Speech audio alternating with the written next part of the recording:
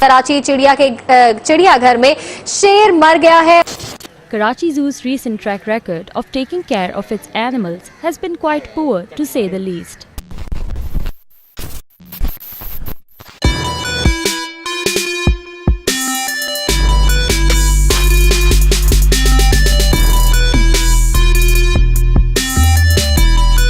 कोशिश ये कि इसका कॉन्सेप्ट चेंज किया जाए। जो जानवरों को जंगले में केज में डालने का कॉन्सेप्ट था उसको हटा के उनको एक खुली इन्वायरमेंट दी जाए। जानवरों की जो अहमियत है हमारी ज़िंदगी में वो एक बैलेंस्ड इकोसिस्टम के तौर पे है।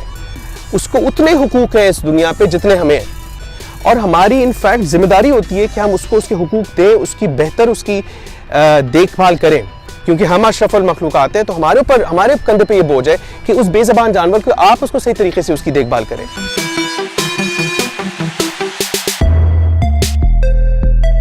डिज़ाइन का main purpose will be crisis management, कि ये सारे जानवर जो हैं आपके एक तरह से एक क्राइसिस में है, एक मजबूरी में है, तकलीफ में है, उनकी इस वक्त आप फर्स्ट एड, आप इमरजेंसी के तौर पे डिज़ाइन को लेकर आएँ ताकि उनकी जो इस वक्त कंडीशन है उसकी बेस्ट से बेस्ट क्या सिचुएशन हो सकती है।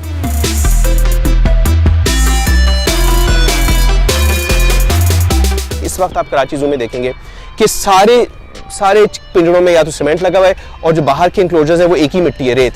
अब वो जानवर मुख्तलिफ जगह से आए, कोई एशिया का है, कोई अफ्रीका का है, कोई अमेरिका का है, किसी को ये दरख्त पसंद है, किसी को नहीं पसंद, वो हमने डालना है इसमें।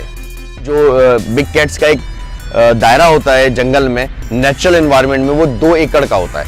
उसको ज़्यादा जगह और खुली जगह दी जा रही है ताकि वो अपने नेचुरल बिहेवियर की तरफ आ सके। इसी तरह तमाम तरह एनिमल के पिंजरे इस तरह डिज़ाइन किए जा रहे हैं कि उनको अपना नेचुरल बिहेवियर का लुक लगे।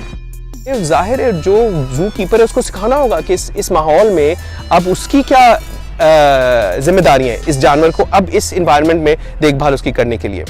इस तरह से जो विजिटर्स आएंगे, जो गेस्ट आएंगे, जो स्कूल वाले हैं, एक विजिटर सेंटर बन रहा है, उनको भी पैकेजेस मिलेंगे, मूवीज़ देखने का मौका मिलेगा, उनकी भी एजुकेशन होगी।